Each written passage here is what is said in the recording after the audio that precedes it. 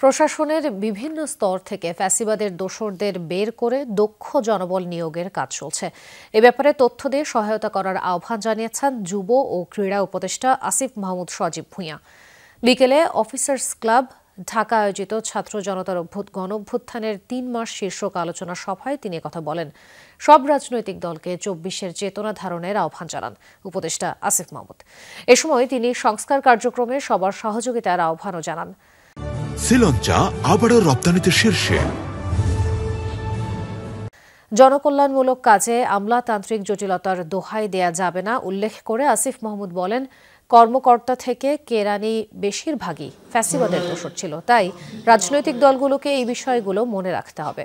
যুব ও ক্রীড়া উপদেষ্টা বলেন, জুলাই বিপ্লবে যারা জীবন দিয়েছে, পঙ্গু হয়েছে, তারা একটি সুষ্ঠু রাষ্ট্র কাঠামো তৈরির জন্যই ত্যাগ স্বীকার করেছেন।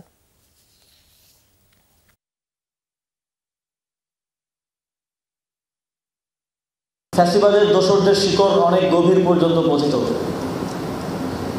আমরা তো